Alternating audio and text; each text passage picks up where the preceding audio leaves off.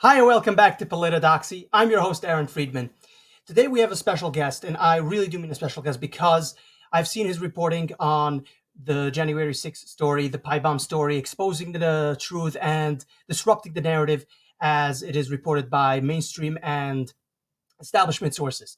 And I am very glad to announce that we have here Steve Baker, who has done amazing work. He's a journalist at The Blaze, and the amount of the amount of hatred from the establishment that has come against his way. He has been arrested by the FBI and put into shackles. We'll get more into that later on, and we'll also get into his reporting much later on with our co-host, who will join us in the second half hour. So let's get into this. I'm going to read here from the Associated Press, which they, as the Associated Press, as being the establishment and getting money from the government, they have to report the establishment narrative. But I did see here that they're taking a more, as bad as they are, they're still taking a pretty neutral stance, and they are concerned about Steve Baker's case because they do see that there is a threat here to journalism, as what the Biden FBI is doing to him. So I'm going to start reading here, and I would like for you to fill in the blanks, whatever they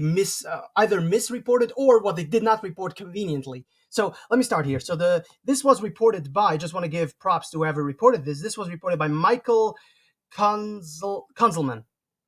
Writer, so this is the headline. Writer for conservative media outlet surrenders to face Capitol riot charges. Washington Associated Press. Okay, here goes. A Texas-based writer for a conservative media outlet surrendered to authorities Friday on charges that he joined a mob's attack on the United States Capitol more than 3 years ago. Steve Baker, who has written articles about the January 6, 2021 riot for Blaze News, faces 4 misdemeanor counts, including trespassing and disorderly conduct charges. Baker was released from custody after he made his initial court appearance in Dallas on Friday, according to the defense attorney William Shipley. So here's the first thing that I noticed is that they didn't charge you with a crime; they charged you with 4 misdemeanors. So that's the Right. first thing I noticed. What are the 4 misdemeanors? Well, basically, the glorified trespassing charge is the entering and remaining in a restricted space. Okay, so that charge right there is technically something that I did do. I have obviously not only admitted to that publicly, but I have all my videos posted everywhere of the events that I captured inside the Capitol, on the Capitol property, the battle lines. I captured the extraction of Ashley Babbitt's dead body coming out of the south exit of the Capitol that day, and so there's plenty of evidence that I was there. The thing that has to be focused upon, Aaron, is that there were roughly 60 other journalists that entered that restricted space from the outside that day. And the only ones who have faced prosecution in this January 6th affair have been those who either came from or reported to or shared their videos with more right leaning sources. And that's the difference between the prosecution of myself and most of that other 60 journalists. And there's another really confusing aspect to this that people just absolutely obsess over. And that's the whole idea that at the time I was an independent journalist, at the time I was reporting for myself, I was reporting from my own blog, my own podcast. And I also, because I was not working for a media company, I did not have a quote unquote press credential, as if you need one outside of the First Amendment, because there's no law requiring a press credential to do journalism, period. End of convo, state, local, or federal. Now, there are organizations that require a press credential. The first press credential I ever applied for and was awarded was for a Ryder Cup event in Europe one year back in the 90s. And so different organizations will require a credential, and you can apply for those. The Capitol itself, to sit in the Capitol galleries, either in the Senate or the House of Representatives, requires a press credential to do so. And so you apply for that and you can do that. But you don't have to have a press credential to enter the Capitol building. to cover, even as a journalist. The difference between that day and other days when the Capitol is normally open to the public is that it was closed because of the COVID lockdowns. The COVID regime had been in effect there for months, and they were no longer allowing tourism during this time.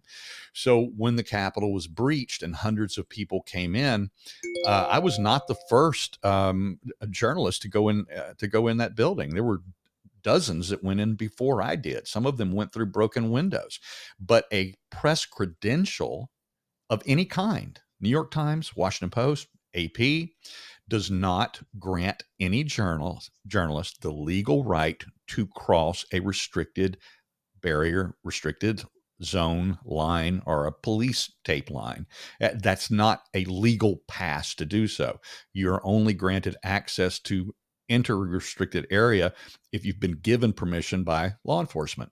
And that's the first charge right there. And I said a lot of I gave you a lot of information because that's what has to be understood, is that they either have to be consistent and they have to apply the law equally, and they have to charge every single journalist that went through, whether it was the fifth person through the window with the New York Times, or the 60th person from British ITV, or whatever, whatever other journalists were in there that day. They need to either apply the law equally or not at all. Correct. Furthermore, I think this, I don't remember his name. There was this one guy. He was a BLM supporter, and this was largely one of the people who the right wing were talking about, that there were agitators in the crowd that Mhm. were egging on people to get into the Capitol. And we're not really going to talk about Ray Epps. That's a separate issue. But we're talking about people who actually entered the Capitol, and there's video footage of them. There's this one BLM person who we know he is from BLM, and he actually recorded video and sold it to CNN for, I think, $5,000, and nothing has happened to him. He hasn't been arrested. So Oh, this is, yeah, actually, he has. Yeah, yes, yeah. yes. That his name is actually, yeah. His name is John Sullivan. He actually sold or licensed his videos to CNN, to a couple of other news sources. I think I want to say NBC. Yeah, it was one of the major ones. He ultimately was given over $90,000 for his videos that he recorded that day. But the FBI, when they did arrest him a couple of weeks after the event, they seized those funds. So they took that money away from him. And then he actually was charged with 7 counts, including 3 or 4 felonies of those 7 counts. And I covered his trial. It was back in, I want to say it was October or November. And I actually went to DC, covered his trial. He was convicted on all 7 counts, and he's sitting in a prison cell right now. Wow, I did not know this. I thought that he wasn't even Yeah. arrested. So, wow, Well, you don't know that because after all of the hubbub about who he was, or who he might have been, or who they thought he was with, BLM, Antifa, all of the news reports, and basically on the left and the right, the mainstream media basically quit covering his story about July of 21. They just completely forgot about him. And so what ended up happening is when his trial came around, I was the only journalist that was there for every single minute of every day of his trial. Now there would be a guy from WUSA, one of the reporters from NBC. Then there was the girl from Gateway Pundit that would come in periodically. She spent about half of the trial there, but most of the other journalists would just pop in for a moment. Another guy from Washington Post, they would pop in for an hour, maybe a couple of hours a day, and they're look. These guys are courthouse, rats. They live there. They're bouncing around from trial to trial, case to case, not just January 6th cases. So they're covering everything that's happening in the courthouse. So they would pop in, kind of get a feel for what was going on. But by and large, there was not the mainstream media interest in his story. So unless you read, my account on the Blaze, you didn't even know that his trial existed. wow. So, okay, so this changes a lot of things for me, because I was under the understanding that he wasn't arrested. Okay, so this changes stuff. But So this leads me to a different question that I wanted to ask: is that did he do anything violent on that day? Is there a reason for his arrest, or was he basically the same kind of for the same kind of trumped up charges that you're facing? Is more or less the same issue, or was there an actual crime committed? Yeah, John Sullivan actually did no violence at all, none whatsoever. He had a lot of inflammatory words.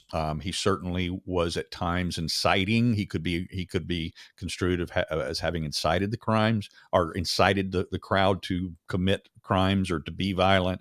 I mean, and he said things that were not necessarily really calls to violence, but it was more like, hey, we did this shit. We did that. And he would make, Out of it once it already has been done. Yes. yeah, yeah, yeah.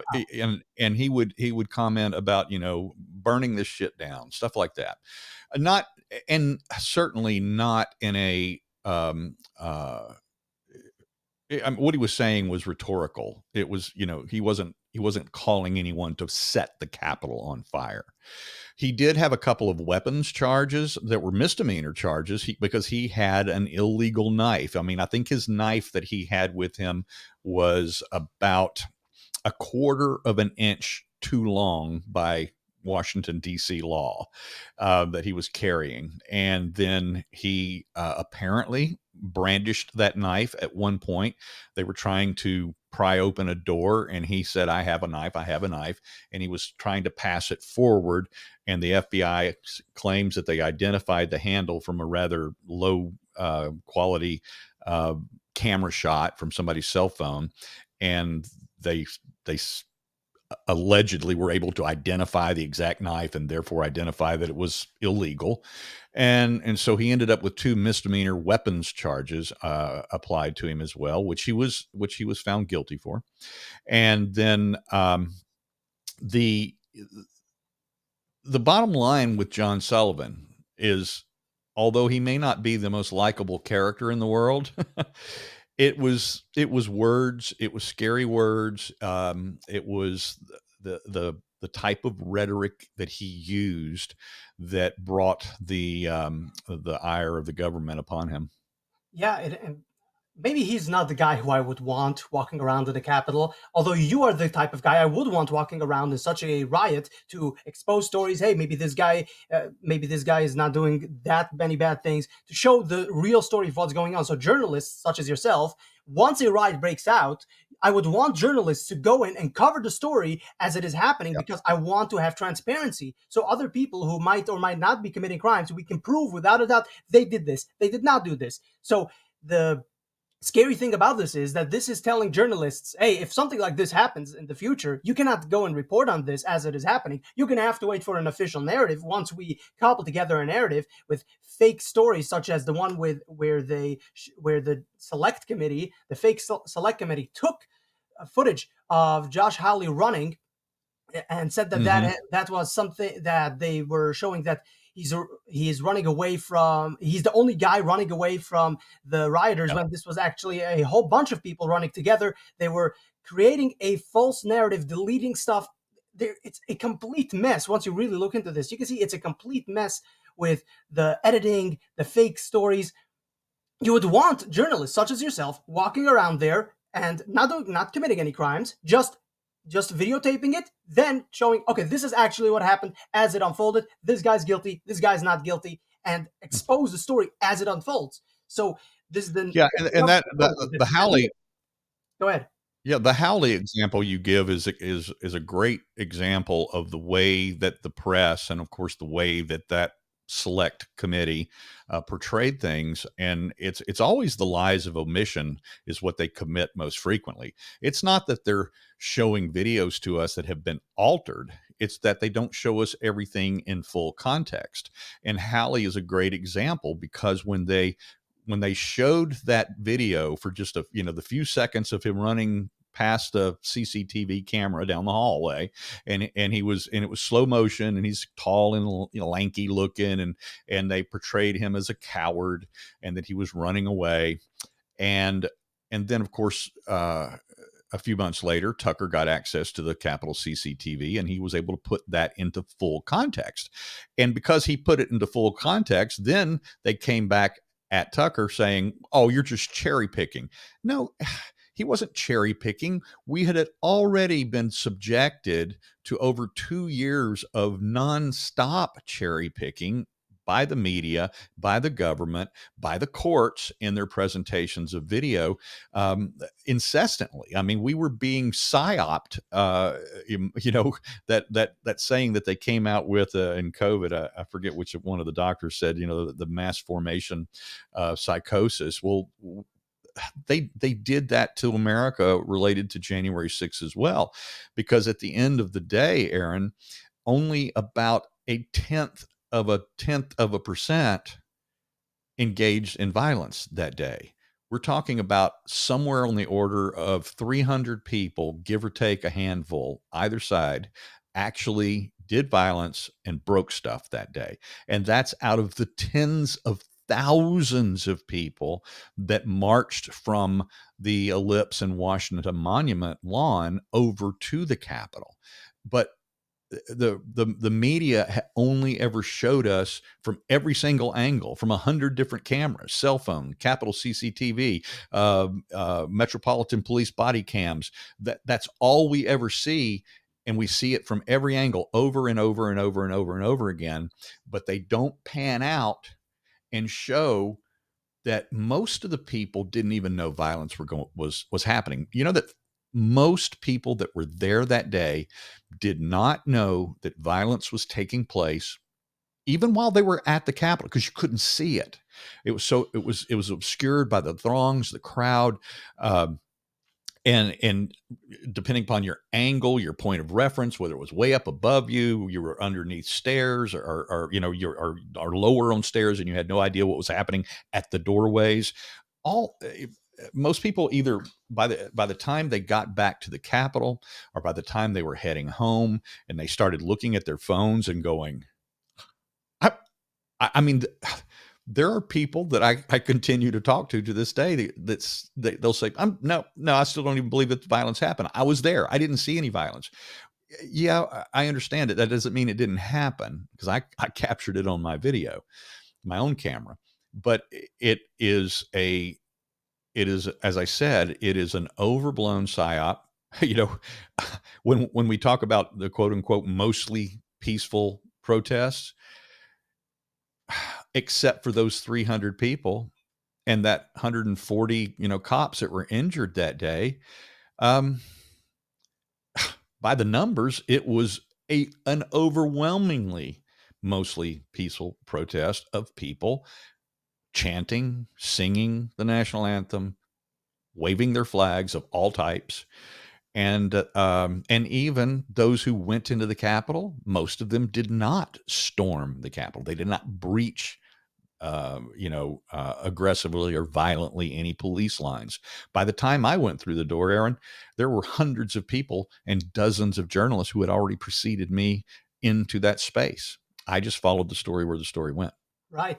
And by the way, this is what I just thought about when they said that Tucker Carlson was cherry picking something. He was only providing more context. Just imagine that you're called a cherry picker when you literally are providing more context. You're giving them more information instead of less. Less information would be cherry picking. Yep. More information would be providing the context, the due context that is needed. Anyway, we only got another 12 minutes before we're joined by our co-host. So let's continue with this. So here's what it says. It continues on to say.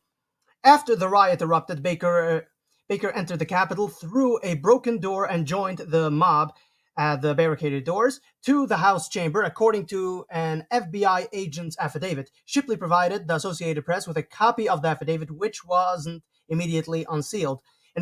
So why wasn't, as far as wait a minute, is this the one where they refused to give you the charges? Is this referring to the charges? Because I know that normally they say that we're gonna you could turn yourself in at this date and here are the charges. But with you, they had a special thing that they said, no, we're not going to give you the charges only on the day of your arrest, only when you show up. So is this referring to that?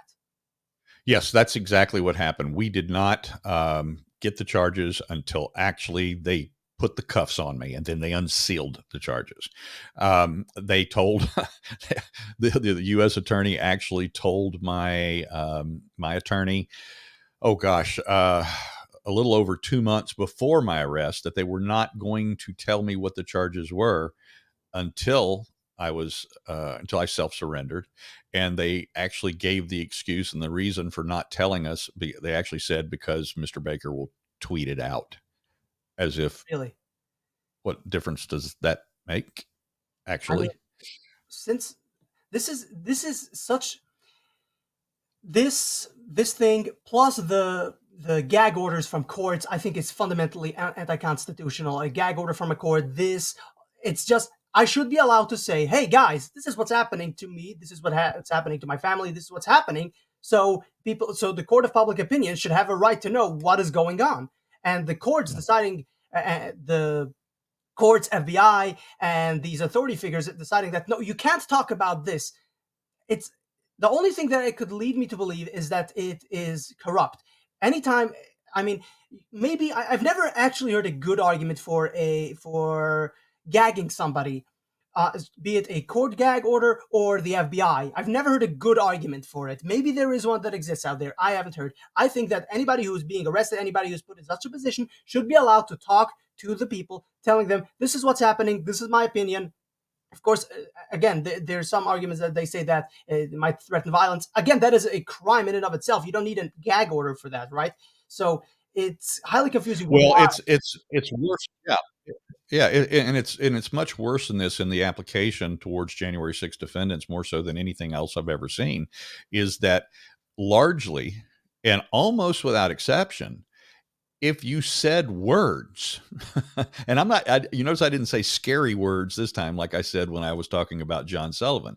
If you used words in the Capitol, then you had your sentencing upgraded, or your term of either probation, your fines, or your prison term were extended as a result of the words you used, not only while you were in the Capitol, but before you got there, after you left, and what you said on social media in the days, weeks, months, or even years following. As a matter of fact, they have just an appellate court just handed a J6 or an actual victory, in that the judge in his sentencing was saying, because he continued to um, espouse or disseminate disinformation about the election after he was convicted, even after he was well, after charged and conviction, that he was going to use his rhetoric to make his punishment worse. And an appellate court snapped back this judge and said, no, you can't do that, and overruled him. Said, no, no, no, no, you can't do that. You can't extend somebody. You can't just go, okay, so this guy's a misdemeanor defendant, or even if he had a felony. I don't know the full extent of this particular individual's case, but regardless of what it is, you don't get to tell him that he can't speak about it, and he can't have other type of political language and discussions on social media just because you say so.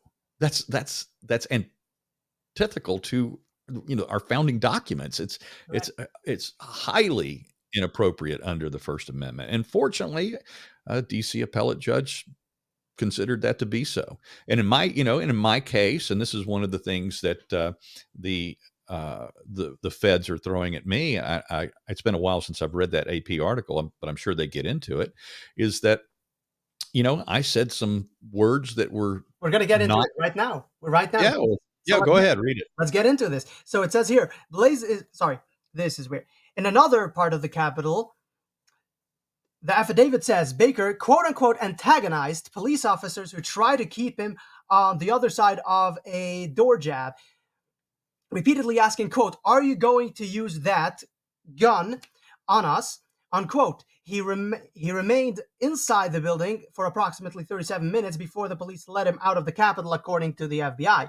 So first, above all else, I just want to mention, I saw the video that Sarah Gonzalez showed, that you were just there texting stuff. You were sitting there for, I think, was a majority of the time you just texting and not really doing that much, just taking everything in, seeing what's going on, and texting people what's going on. I mean, that's basically the what I saw you were doing. You were just texting, and other things that you said. Here is where it really gets me angry.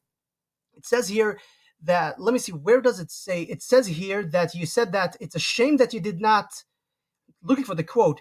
It's a shame. I have a violent felony offender. No, it says that, okay, I can't find the quote, but somewhere here in the article it says that you said that it's a shame that you didn't get to Nancy Pelosi's laptop in time, Mhm. because imagine all the stuff that you could have found there, and that is like Right. one of the misdemeanors that they're charging you with, which Yeah. I chalk that up as just guys yucking it up, just being like, yeah, if only we were the ones who got that. Can you imagine what we could have exposed? It's not you being, in a literal sense, being like, yeah, we should have stole capital property Yeah. and try to expose stuff. You're just yucking it up with the guys, just having some fun, having some guy talk, and they're like, no, you can't have some guy talk. You can't talk, you can't even speak these kinds of things. So what you alluded to earlier, that certain people on things they said in the Capitol, that would get their sentence raised. That's literally what's happening right here. You were talking, you were just saying, having guy talk. If only we were the ones who got the laptop, and they chalked it up as, oh well, you can't say that. This is evidence of a crime. Well, there's no crime committed because you didn't steal a laptop, right? Yeah, and this is what makes that entire sequence of my language absurd, and to be included in the statement of facts, or as presented by the FBI, is that I was literally doing exactly what you just said. I was in a hotel room in Virginia late that night, recording a video that would go up on YouTube with a friend and a colleague over adult beverages. We were watching the news of the day, and one of the things that was being reported is that somebody might have stolen Nancy Pelosi's laptop. And so we're literally joking about it.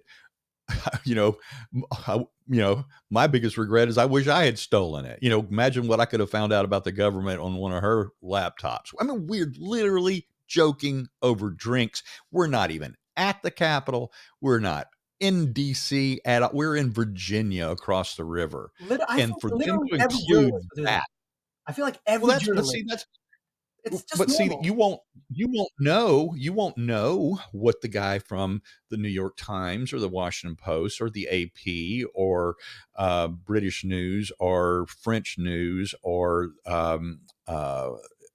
gosh, I mean, there's so many guys I know that were in there that day, and you won't know what they said that night because they're not going to be investigated. They're not going to have the microscope of the FBI trying to look for what they call mindset, or intent, or something of that nature. They're not going to have they're not going to be they're not going to be under that kind of scrutiny. It's just those of us from the right. I mean, one of the other mainstream, not mainstream, one of the other independent journalists that completely behaved himself that day, he made one fatal mistake. He joined in with one chant, and he said, USA, USA, USA. He said the words USA 3 times. Okay. Oh, well, see, he's part of the mob. He's part of the mob. That is And that's and then fucked up. and then another independent journalist who was actually contracted by a mainstream um, uh, television station out of Mobile, Alabama, and he was in there with all of his. He wasn't recording with his cell phone. He was in there with his professional shoulder-mounted camera. The expensive, heavy stuff. He came prepared because he's a professional videographer, contract photojournalist, and he uh, behaved himself absolutely perfectly. No, he didn't enter in any songs or any chants or whatever. But his big crime is that he was an activist in the Latinos for Trump movement, and so therefore, obviously, his mindset was that of a rioter and an insurrectionist. And even though he was charged with only the same 4 misdemeanors that I'm charged with, he got 8 months in prison. I mean, talk about thought crime. This is literal thought crime. This is what That's it is. I mean, just That's it. shouting USA is now considered a crime. This is outrageous. But we're now coming up to the 1 minute. In just 1 minute, we'll bring up our co-host. But before that, I'd just like Mhm. for our viewers to know what happened afterwards. So we hear these trumped up charges against you that you say stuff. Now you could get arrested. Thought crime. You could get arrested. What is the arrest like? They told you to get into leg irons and you should show up at the FBI office in what? Yes, they told me they actually sent an email to my attorney saying that I needed to arrive at the FBI field office there in Dallas wearing shorts, a t-shirt, and flip-flops. And did you do it? No, I wore a coat and tie. I'm so proud of you for doing that. They wanted to humiliate you, and in part they did. I mean, I couldn't imagine just being put into leg irons. I couldn't imagine doing something like that. So in part they did, but you stood your ground. You're not going to show up as some slob. You were going to show up as a strong man. You're not gonna bend down on the knee to this tyrannical FBI. You're going to show up in a suit and tie. You're going to arrest me as a human being. You're not going to arrest me as some slob who shows up and doesn't know what's going on. Anyway, so now That's let me bring up our co-host, mhm. and here we go. This this is great because our co-host is Aaron, who is the person behind the Twitter account Trash Discourse. He goes into Twitter into the on Twitter. He holds a lot of these Twitter Spaces, and it does deep dives into all kinds of stuff. And this is why I brought him on because I mean, when it comes to this kind of stuff, he's 10 times smarter than I am. So let me give the floor to you, Aaron, to start asking about the actual reporting on what Steve was reporting on. Yeah, no. Hey, Steve, good to see you. And obviously, I've been following your work and following the story. And to the last point, it was designed to embarrass you. So I saw the video. You were pulling up with the suit on. I was like, this is good. Because again, it was leg chains, it was to parade you around. And you touched on this early, Aaron, when we started this about it was supposed to also be a threatening message to media. If you're going to report on this stuff, we're going to come get you. And I think that the more people who are, standing up like Steve is, and luckily Steve had supported the Blaze and brought on as a full-time employee during that process, which was really great. And hats off to Glenn Beck and crew over there. But this is the attack on the First Amendment, right? They've attacked our Second Amendment forever, but this is the attack on the First Amendment. And it doesn't stop there. I mean, you guys know that I cover the censorship stuff quite a bit. But Steve, um, I wanted to ask you. There's been something that Millie Weaver and myself have been investigating. She's been on it since 2020. Are you familiar with the Sunrise Zoom calls at all? The sunrise Zoom Hmm. calls? Uh, maybe, maybe not. I don't Okay. know. It was one of the most censored stories in 2020 leading up to the election. What it was a group of current and former Department of Homeland Security intel contractors. They name them themselves on these videos. And they were connecting with all the horizontally aligned affinity groups. We're talking Shutdown DC, BLM, Yeah. Okay. Antifa, all that. And they had these Zoom calls where they were planning out the election, what exactly where they were going to protest. They had the maps of the police station. It's all on video. Millie had inserted somebody into the Sunrise Movement and got all of their recordings. Well, we have access to their document hub still to this day. And a few things actually stuck out from this. Number one was the Transition Integrity Project that was in there. Number two was a document called The Count. This is something that we've been talking about quite a bit. And the reason I pointed out in regards to January 6th is this part on page 35 really bothers us. And so it's on my Twitter. We can talk about it. I'm not trying to drop new information on you. It's just the more and more that you and Julie and Kyle and Darren and you guys are covering the pipe bomb investigations, this is part of the recording from it. And they're actually planning, like with current and former government agents on these calls, where to enter the Capitol building, where to get to the White House, where the police stations are located, what they're going to do. They call themselves affinity groups. And in that document hub is all of these documents. The account, it's about 40 pages of what the ground troops need to do around the elections in January 6th. And then, of course, Transition Integrity Project, where they war gamed all of this out. I just didn't know if you knew about this, because I mean, I can read it. It says Democrats in Congress must use every constitutional, procedural, political means necessary to delegitimize Trump's attempt to usurp the presidency, up to and including voting in unison against any Republican effort to count Trump's electoral college votes, ordering the sergeant at arms to remove Republicans from the House chamber, boycotting electoral college count, and staging protests inside the Capitol, making it physically impossible for Congress to meet. And all of this came out during that investigation. That's why I was curious if you'd seen this stuff before, because man, it stinks.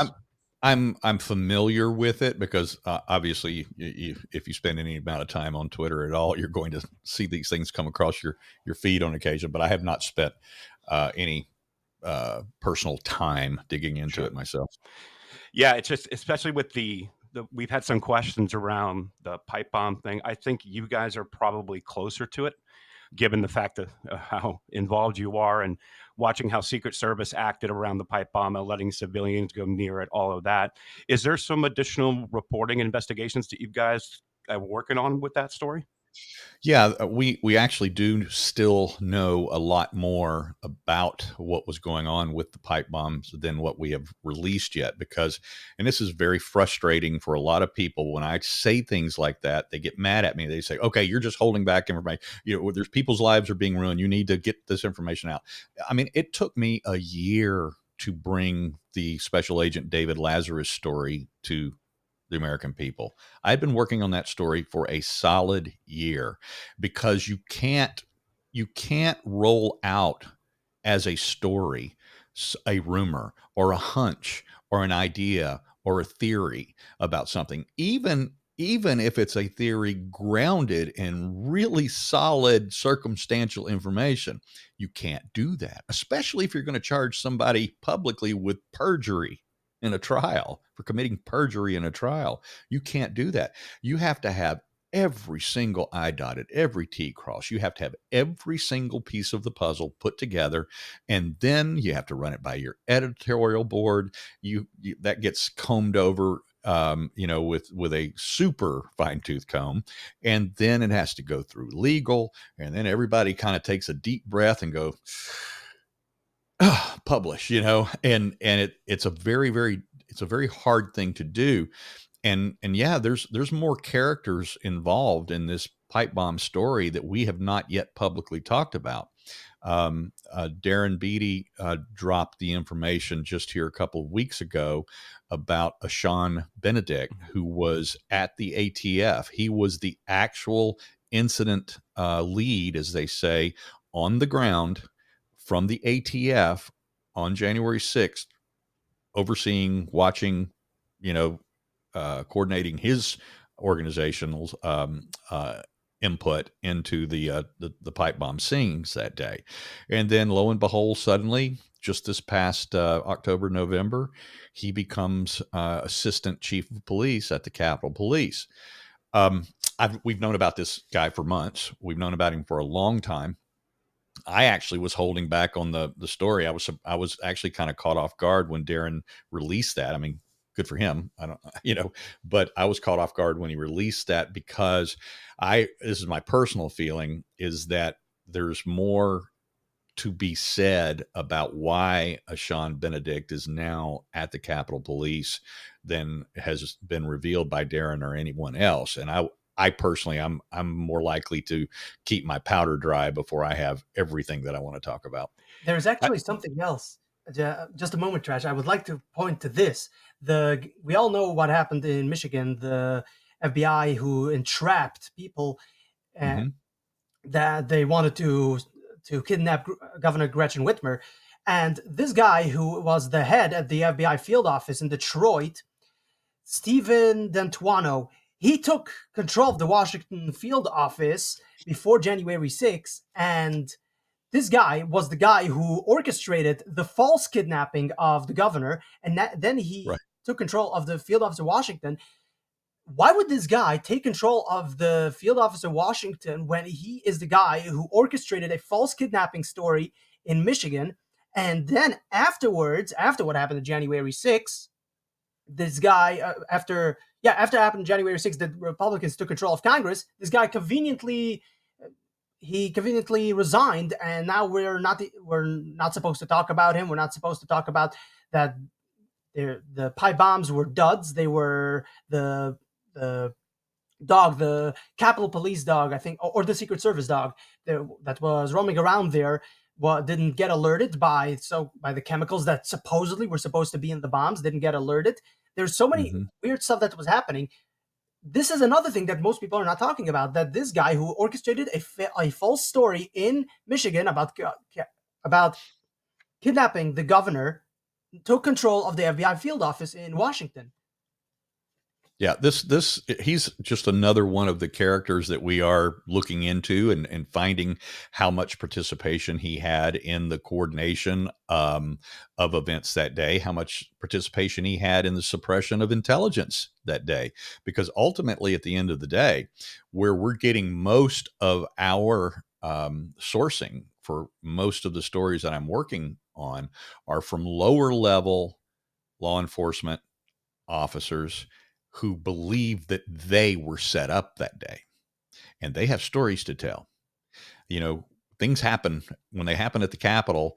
I mean, if you've got a police force of a couple thousand people, that's not so big that when somebody gets disciplined for something, everybody doesn't know, everybody is going to know about it.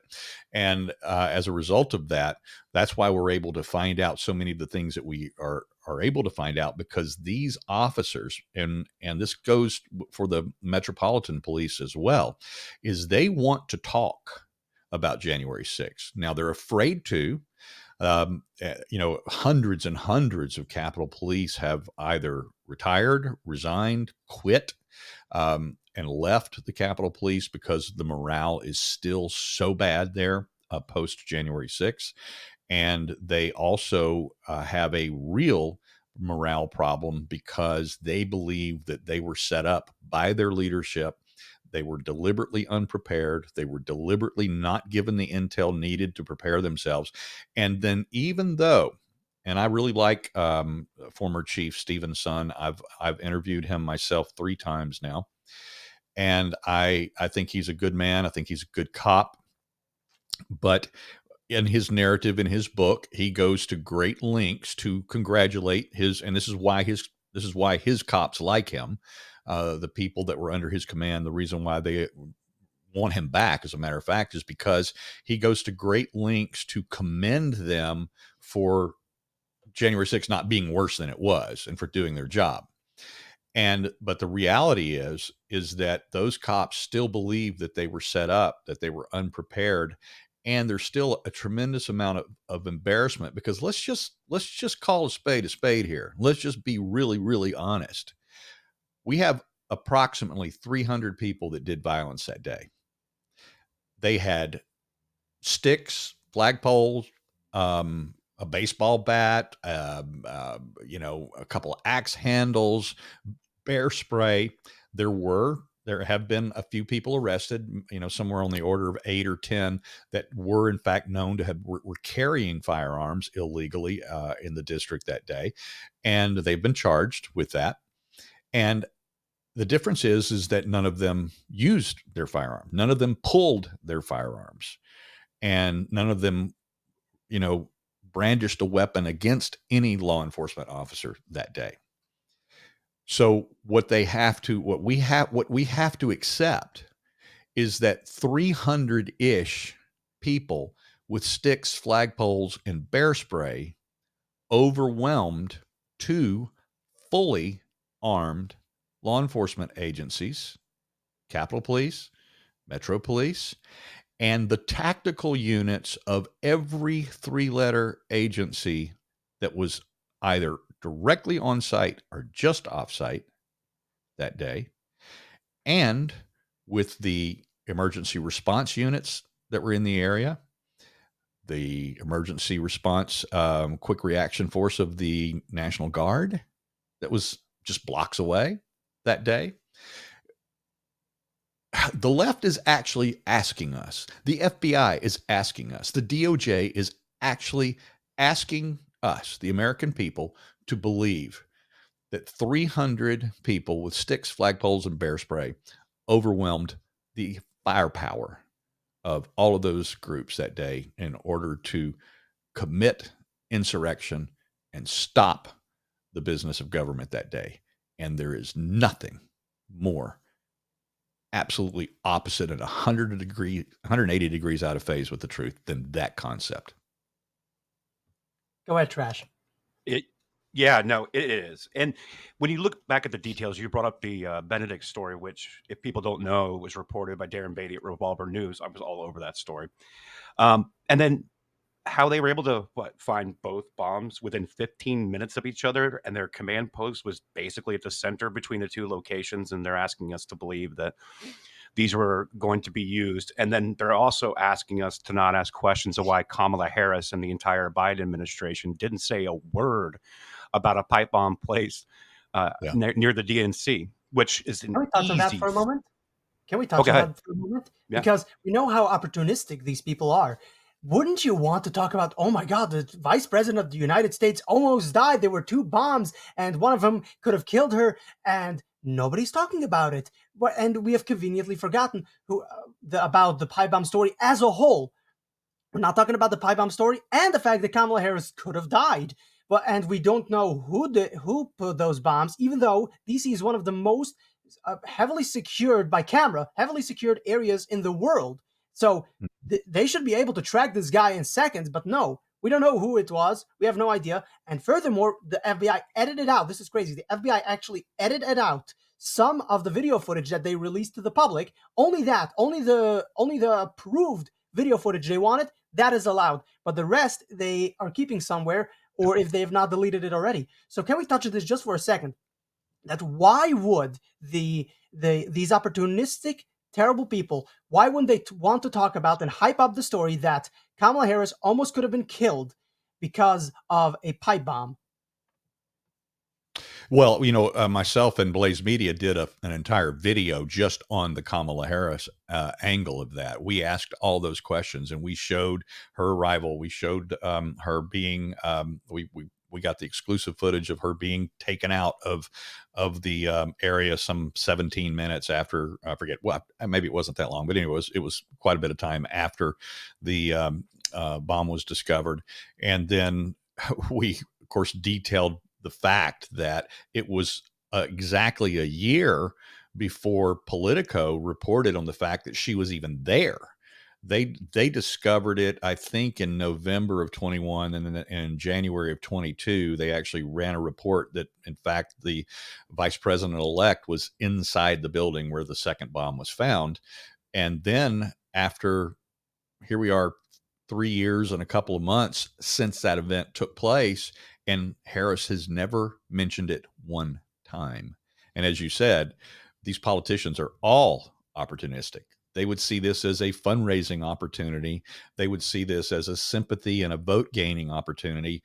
And yet they have never mentioned it one time. And the fact that she doesn't mention it means that there's something else that was going on that day and somebody else that she was meeting. And that needs to be obscured, and the only way they can obscure it is by the lie of omission and just not talk about it at all. But more importantly, you have to ask the DC media, with the hundreds of interviews that they've had with Kamala Harris, all of the press briefings and interviews and sit downs that they've had, not one single member of the press in 3 years has ever said, Madam Vice President, what was it like once you discovered? How did you feel once you learned that your car passed literally 15 feet by a bomb? It's because they've been told not to ask her those questions.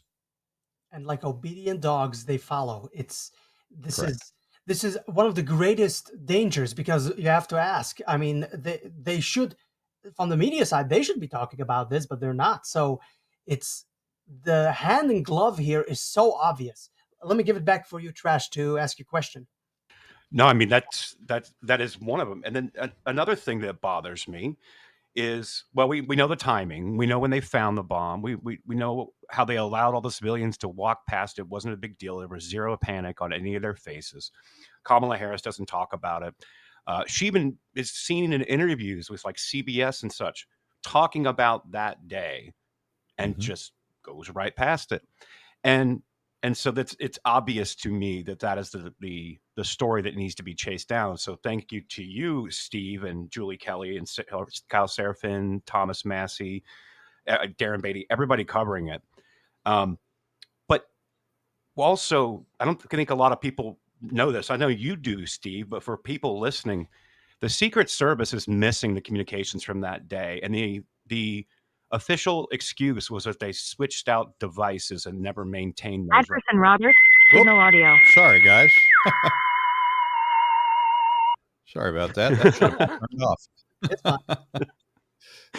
But so what I was saying was, again, remember the Secret Service, their official excuse for not having the text records from that day is that they got new devices, right on the heels of the most dangerous insurrection ever known to man at January 6th. They got rid of all those records.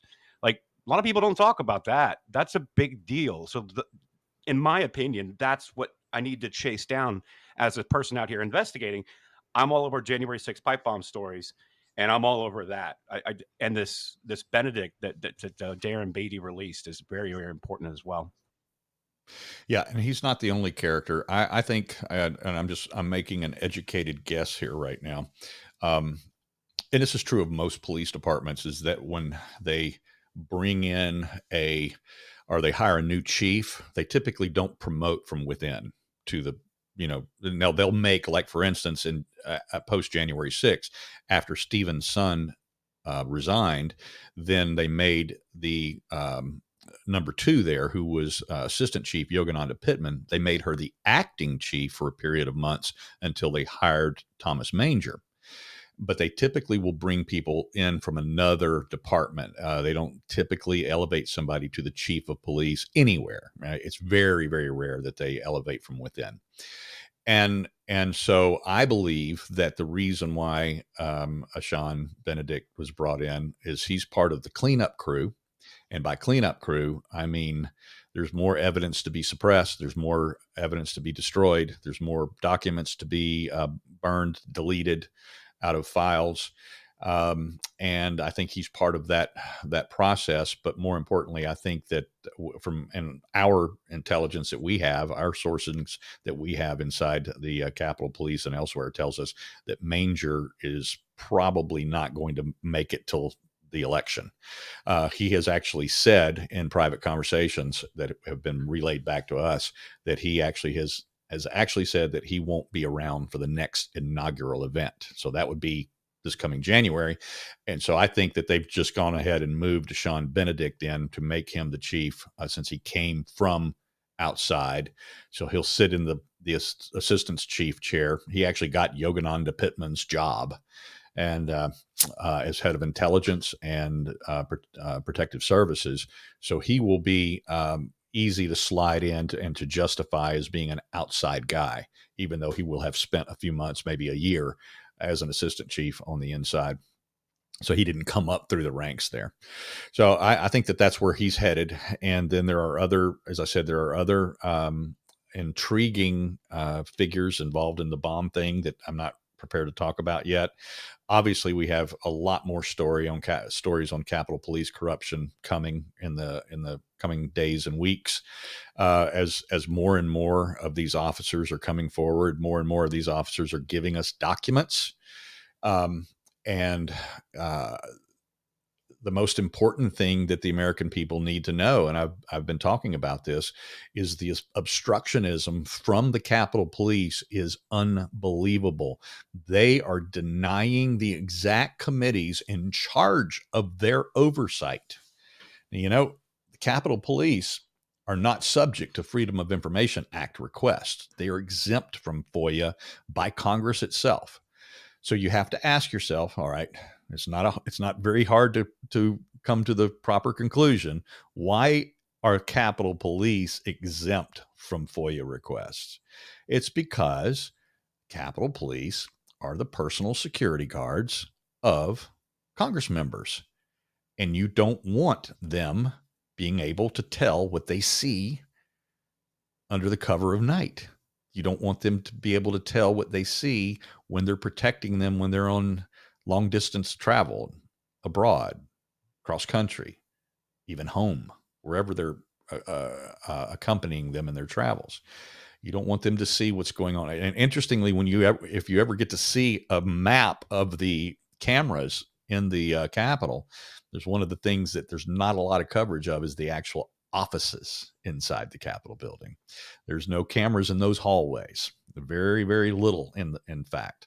And so there's a lot going on that we don't know about. And the Praetorian Guard, they know, and that would be the Capitol Police. And that's why they're not subject to FOIA. So as a result of that, they then have to answer to Congress, but they're not. Congress is demanding documents right now, demanding information that they will not turn over. And it's only by the miracle of a very, very slim majority that the GOP still holds that we have access to those videos, and still do. And obviously it's a very tenuous situation. I mean, the GOP only has a couple of seat majority now. They lose that, we lose access to those videos instantly. And the Capitol Police did, in fact, going back to the bomb story, the Capitol Police literally lied to the committee and told the committee on the eve that I was going to release the video of the detonation. Did you remember seeing that? I actually found a camera that they forgot about and didn't get rid of that showed the actual disruption or destruction of the pipe bomb, the DNC pipe bomb. And at 9 o'clock on the night before we were going to release it at 8 o'clock in the morning, that video, I got a call from a senior congressional aide and said, "You can't release the video." I'm like, "What do you mean?" He said, "Sorry, you can't release it." Why? Well, because we're being told that they were using classified technology. It was top secret technology to disrupt the device. And I just went, "It's bullshit." I said, as a matter of fact, the actual technology they used to destroy the device is discussed on the Homeland Security website. There's an entire page on their website that goes into detail about the water cannon disruption technique that was used on the device. And the senior aide said, "You're kidding me. You have a link to that?" I said, "Yeah." So I sent him the links to that. And then it was probably an hour later or whatever, after they ran it by congressman, they called or texted me back and said, "Go ahead. You're clear. Run it." I mean, the Capitol Police literally lied to Congress about that to keep that from being seen. That is, I mean, they are they are literally a Praetorian Guard, and they know they can get away with it because they know that the Congress is not really going to try. Right. We can see it literally happening right now. We were promised to get everything from January 6th, except the secret passageways. Those are understandable. Okay, fine. You know what? Fine. I understand the secret passageways. You don't want to uncover all the things within the Capitol. Okay, fine. But can we have the outside of the building, what was happening with the pipe bomb? Can we have that? No, not well. Some things we're going to give you, other things we're not. They know they could get away with it. So I would like also to ask you, what do you make of the fact that for weeks or months on end, the camera was targeted at one specific area where the bomb was placed, and the moment when was this? This was when the person went over to the patrol car telling them that there's a pipe bomb. That moment, or moments before that, the camera conveniently moved away for months on end. It was fixed to one area, and then it just, for that moment, it moved away conveniently. What do you make of that? Well, they wanted to obscure the investigation scene for some reason, and that's what they did. So the three most originally, when I reported this, we had only found two, and then Joe Hanneman from the Epic Times, he found a third camera that was turned away. So the two most important cameras that were positioned on that scene, which could have shown and recorded and documented the entire investigation process, were deliberately turned as far away as they would could man or by remote control turn them from the investigative scene. And then Joe found the third camera that was also turned away from the scene. And the only reason we captured the actual robot demolishing the bomb was because it was a camera they thought that they had moved away and that they thought was not on the scene. And I can only imagine that up in the Capitol Police control room by that time, in the command center, it was chaos. I mean, let's be honest. They had their hands full that day with what was going on at the Capitol itself, and they just forgot a camera. And on the far, far edge of the aspect ratio of the screen, far left edge, is you could see the robot move in and detonate the bomb.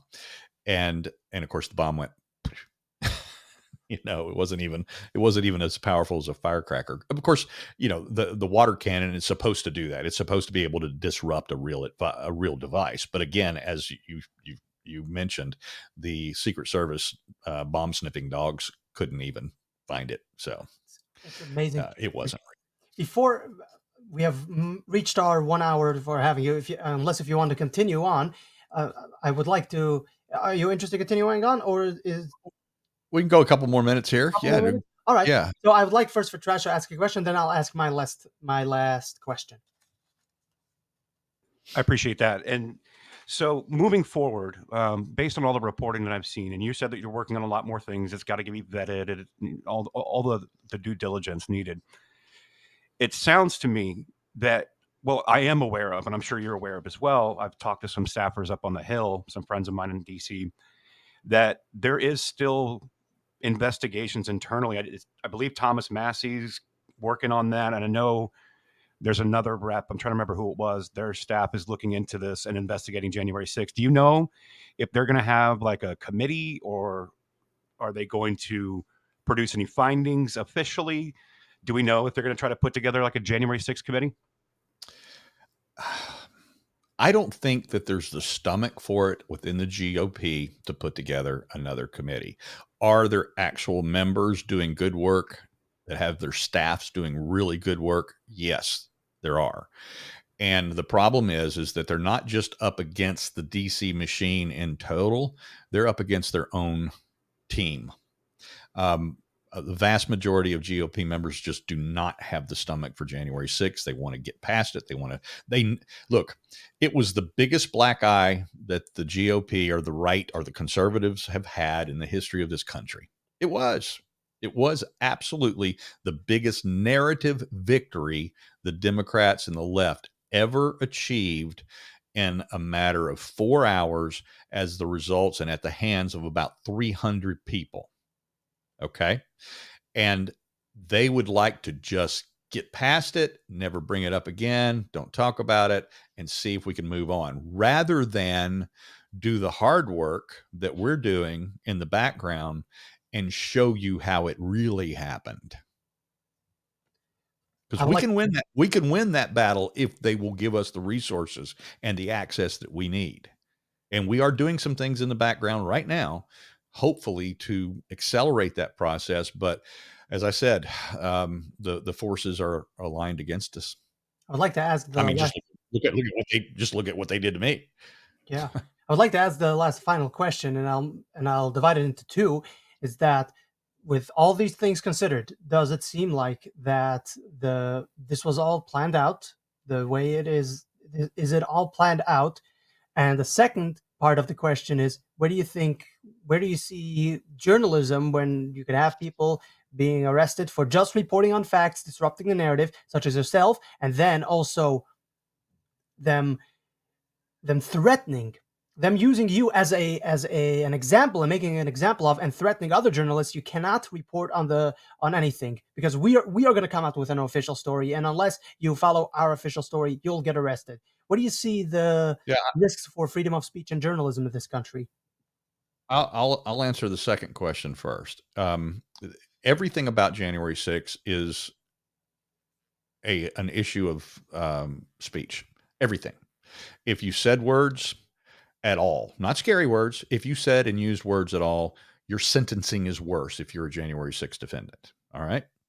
And that's whether you chanted inside the building or whether you joked after you left and you and your friends got on a camera and did a selfie video and uploaded it to Facebook and you said, hey, we stormed the Capitol today. Ha ha ha ha ha. I mean, good Lord.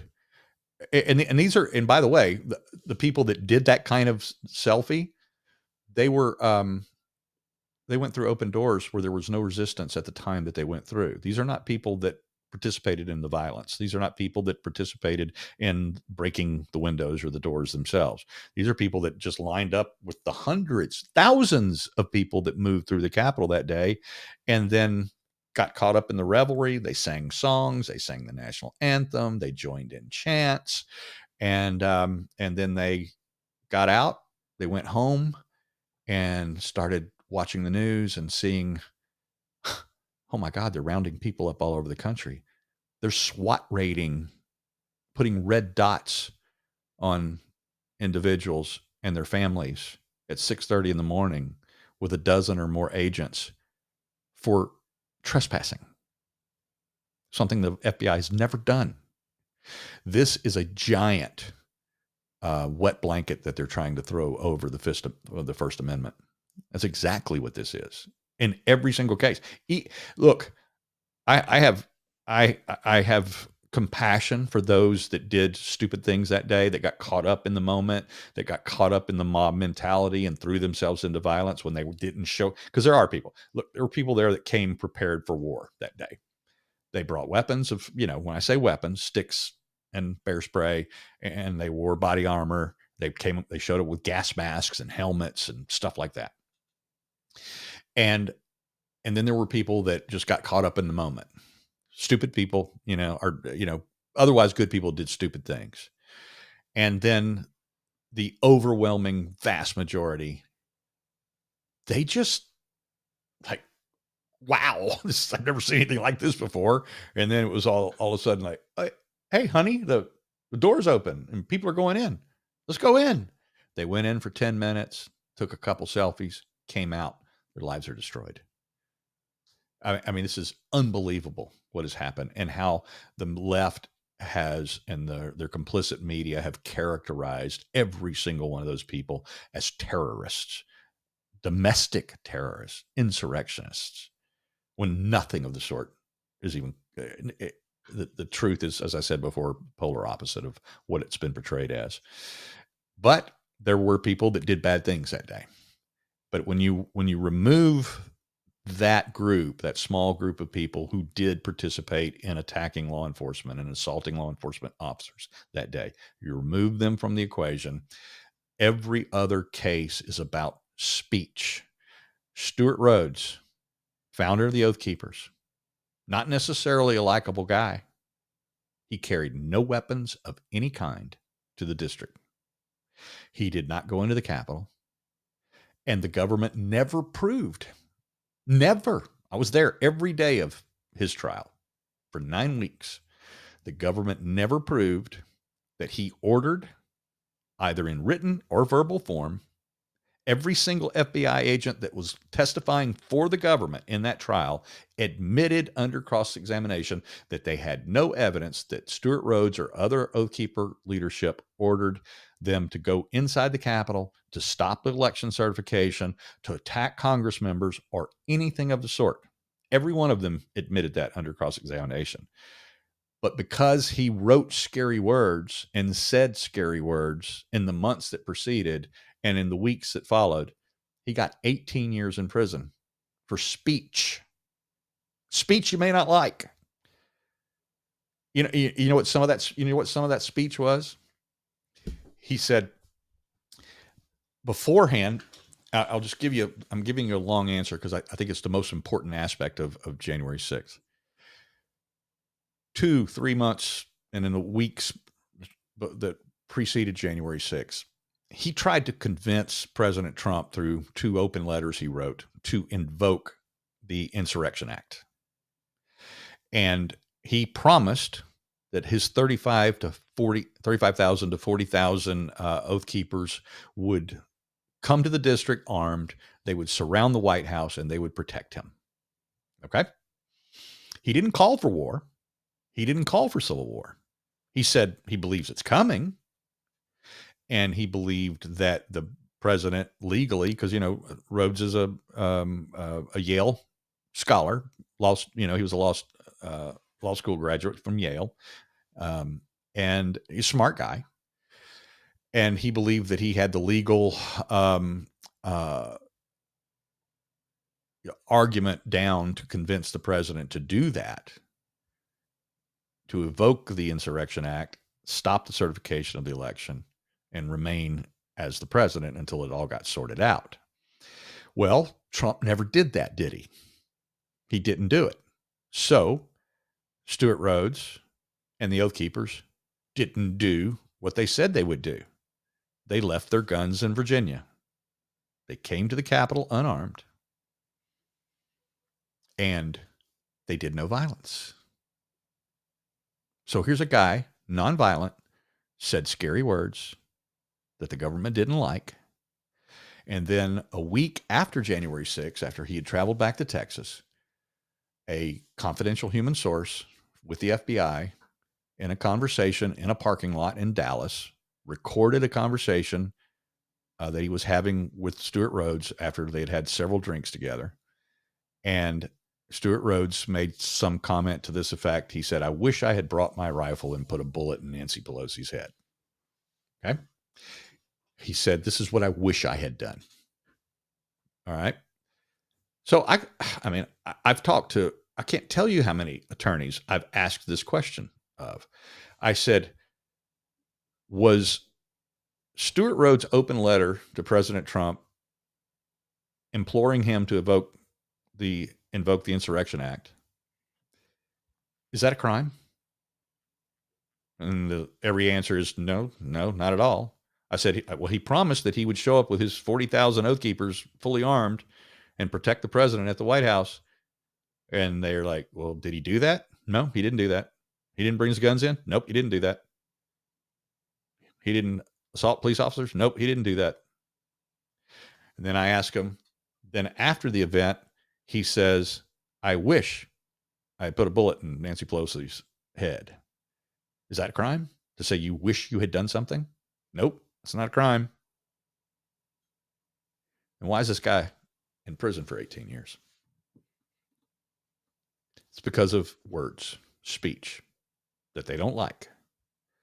The very purpose of the First Amendment is to protect speech that we don't agree with. Period.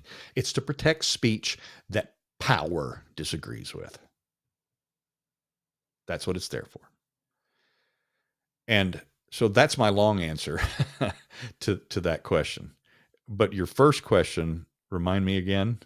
The first one was, do you think that with What's all that? things considered, was this planned, the pipe bomb, was this Oh. a plant by the FBI? And I don't know if you want to extend it to the entire January 6th, like there was the breaching of the Capitol like plan thing. That is more, you could make a case one way or the other, but let's just keep it to, was the pipe bomb, was it something the FBI planted, or was this something that happened and the FBI turned it into something that they could utilize for their own gain?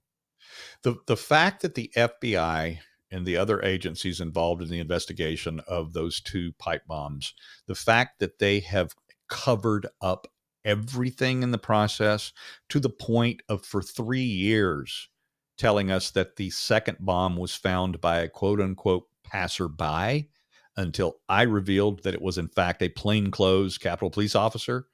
And then finally, oh, yep, damn. Oh yeah, okay, yeah, it was. The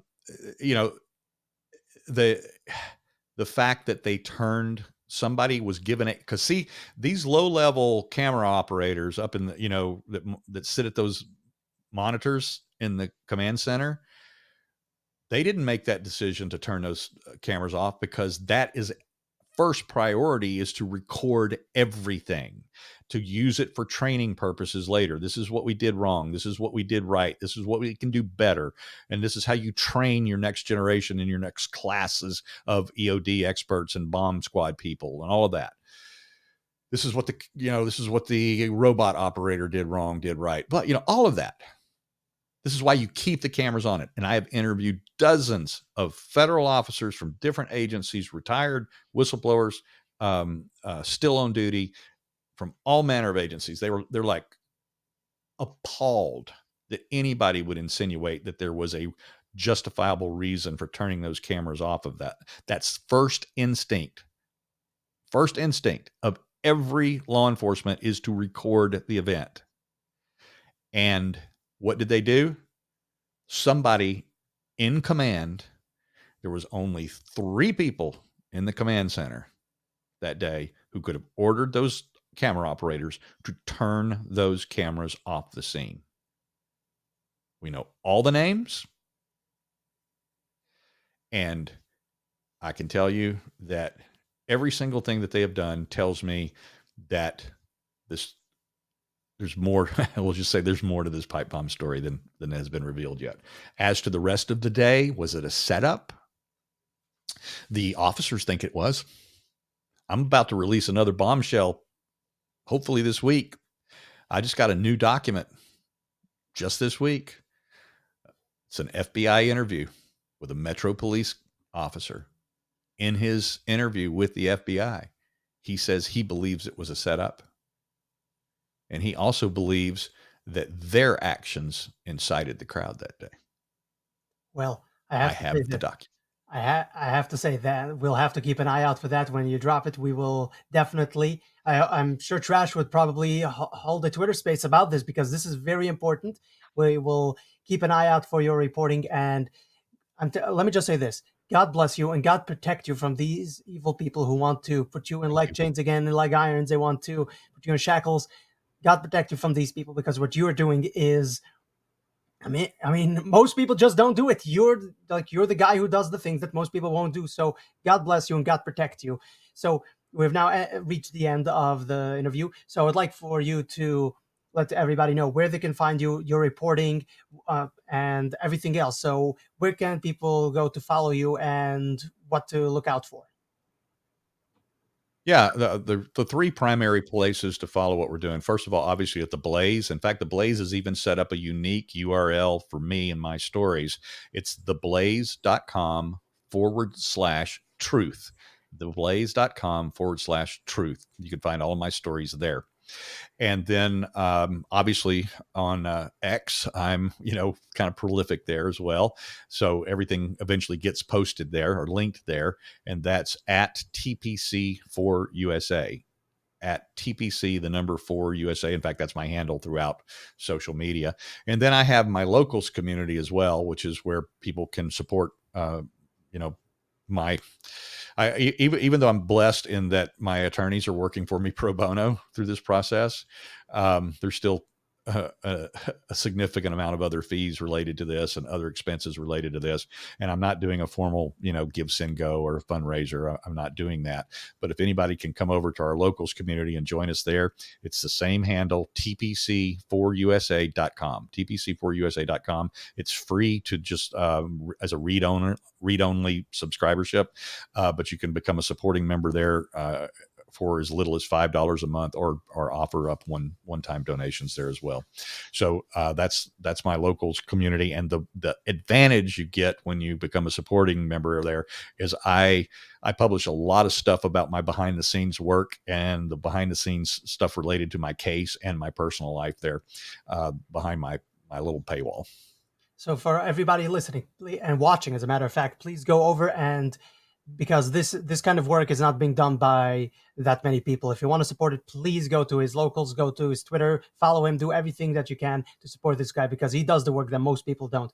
Thank you very much for participating. Before you leave, I'm going to now drop you, and just leave, as we discussed, just leave it open so we could upload the video and audio to the system, and then I will let you know immediately after it's uploaded that All right. it's complete, and then you can log out of the. So I'm going to drop you right now.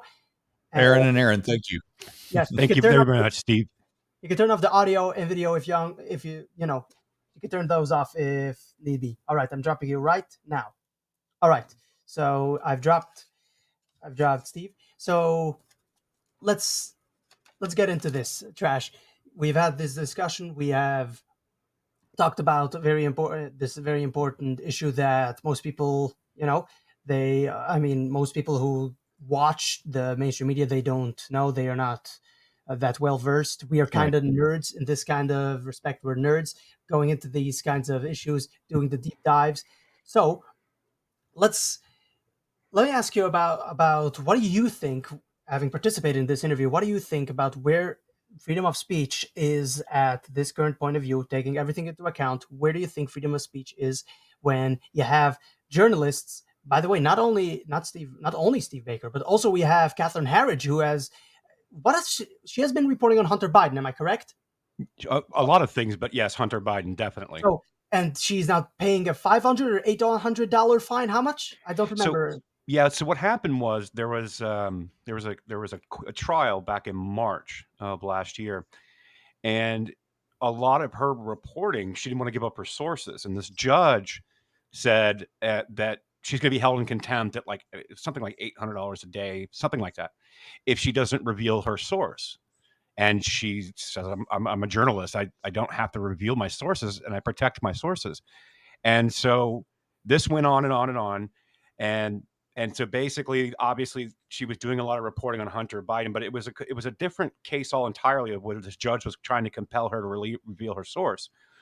And then the layoffs started happening in legacy media, and Catherine was supposedly just one of the ones at CBS that got let go.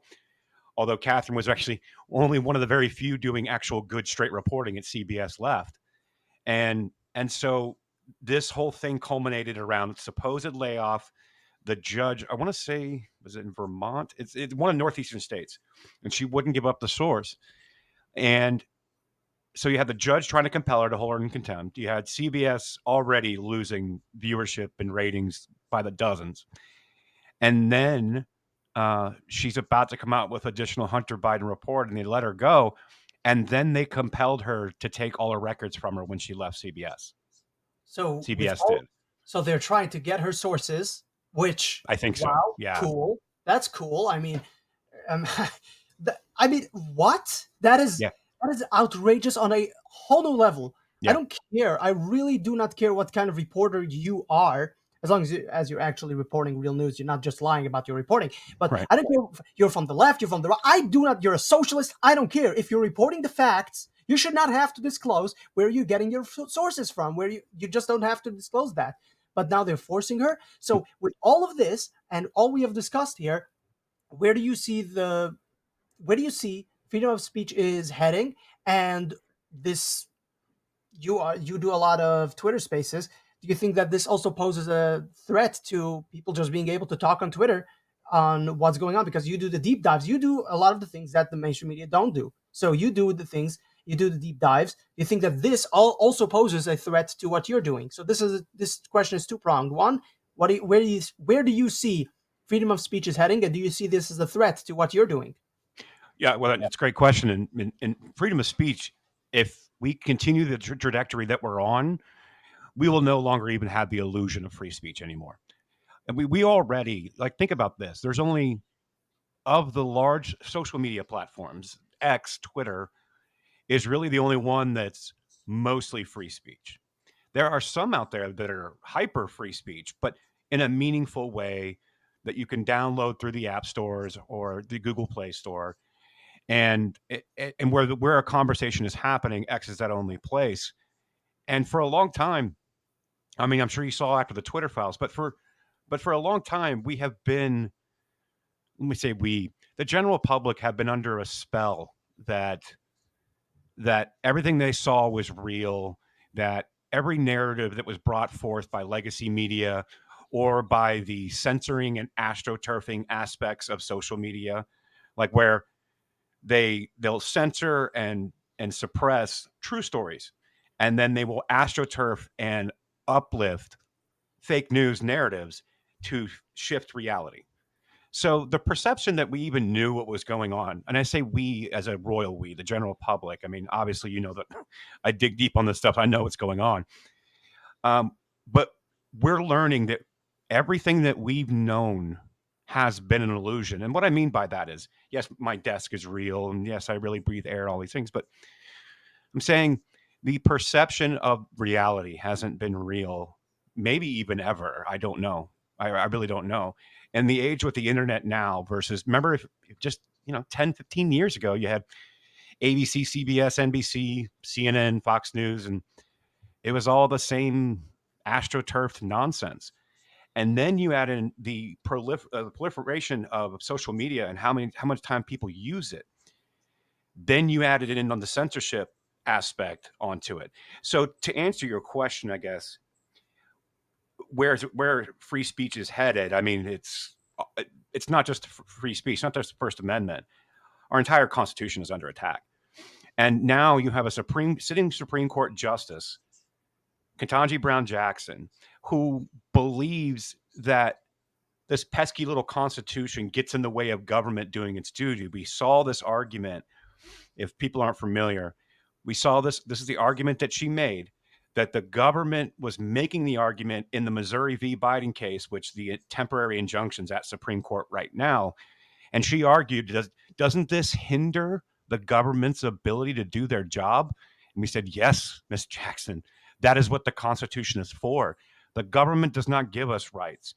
These are rights bestowed to us divinely by God and to protect us from a tyrannical government.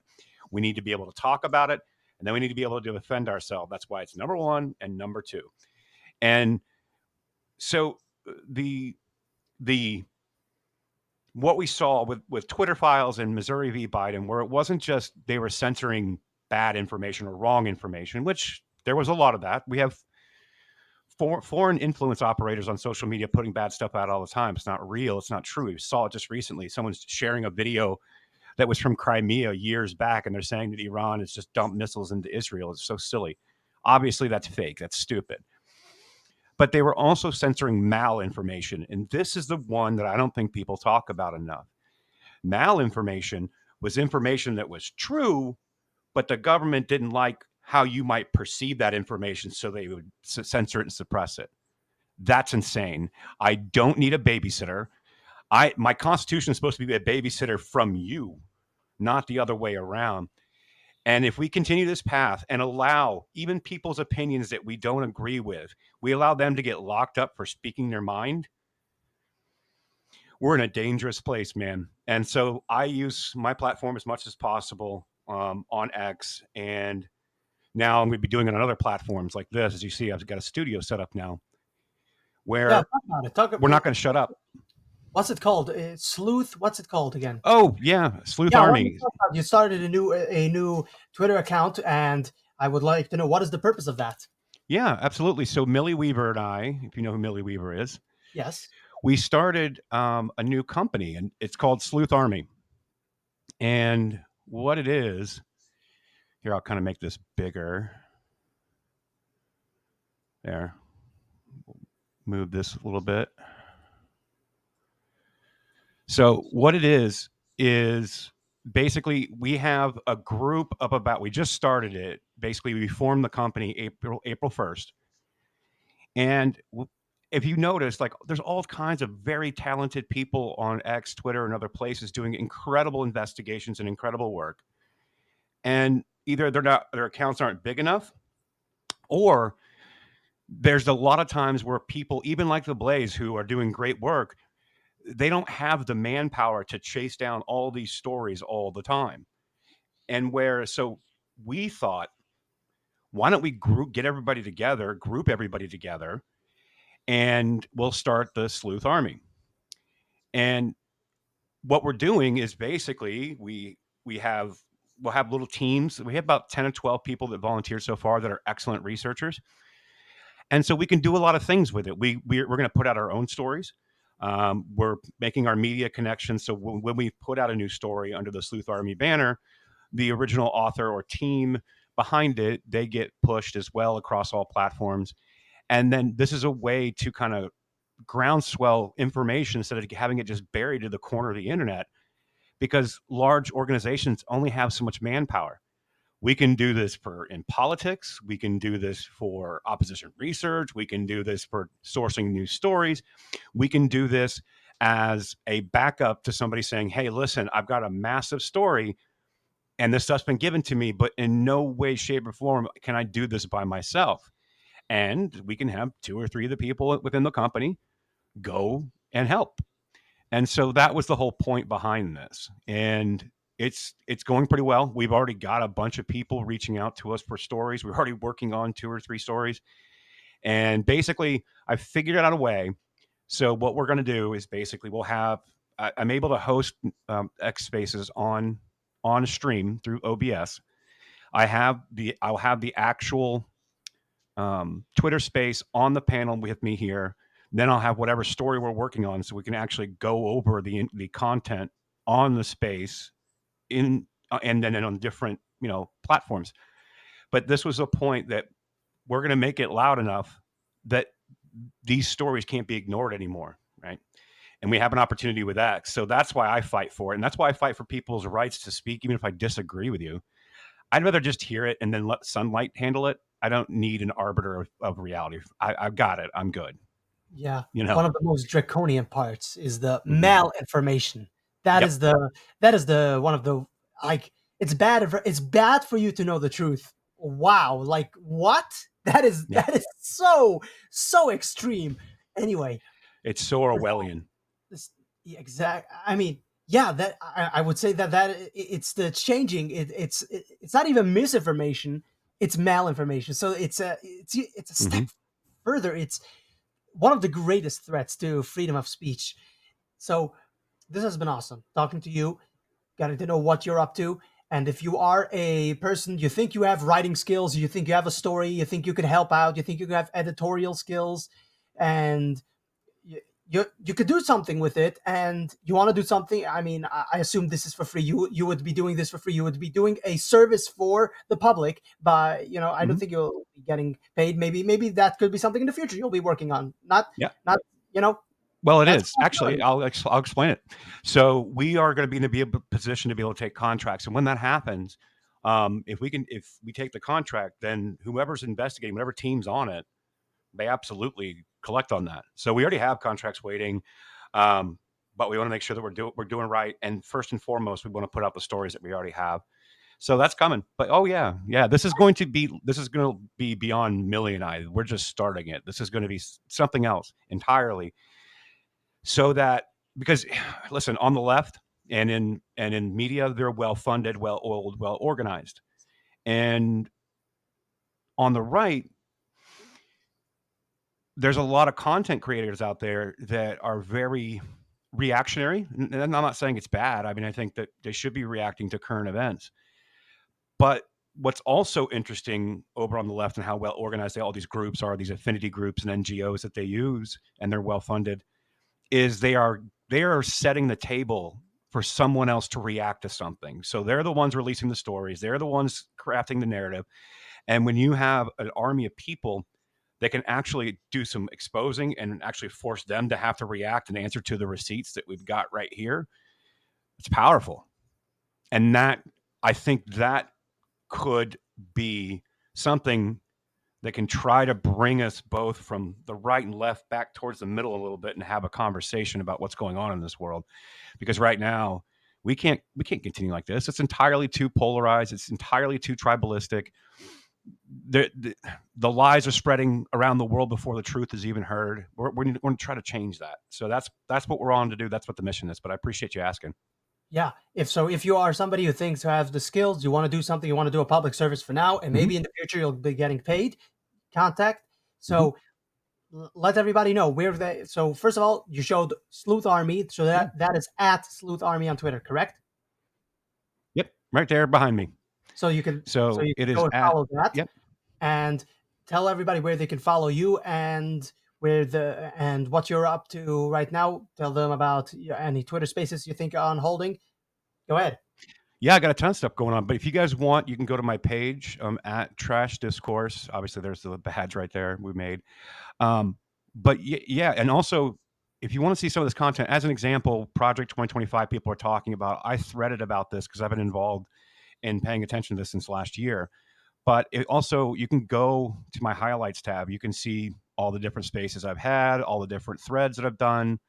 And it's a good way to, if you want to go back and look, there's a lot of good stuff here. I've got tons of stuff coming up soon. So stay tuned for that. And we've got a couple big stories. Also, my partner, Millie Weaver in Sleuth Army, she's got her badge there too. I mentioned earlier in the call about the Sunrise Zoom calls. I highly recommend anybody watching this, go to her pinned tweet, watch that short video, and then I think you're going to get a better understanding of what we were dealing with, not just at the Capitol, but in DC and all year with these people. Highly recommend going to check that out as well. So thanks for that, Aaron. So guys, you see exactly, you want to get organized, you want to do something about it, you see how the left is doing, you see how the left are doing Sunrise Zoom calls, see what they're doing. You want to do the same kind of things, only for the good. You want to utilize your skills for the good. Go follow this guy, go follow the Sleuth Army, go follow Millie Weaver, because these people are doing work that most people are not. And of course, you should be following Steve Baker. That is a given. You should be following him and see what he's up to. Yeah. Go follow, and Yeah. you got to support these guys. Otherwise, I mean, you can't. If you're not supporting these guys, you have no right to complain of where this country is heading. So you just let everybody know where they can find you. I'll just go ahead and let everybody know where they can find me. You can find me on Twitter at Aaron Politidoxy. You can find me on Instagram at Aaron Friedman, or you can email me at politidoxy@gmail.com. You could also, and this is the most important thing you can do, share this episode. That's the most important thing you could do. Share this episode to wherever you can. Follow, like, subscribe, and leave 5 stars, because we are also on Spotify, we're on YouTube, and we are on Rumble. So again, most important thing you can do is share, and remember, my fellow radicals, stay political.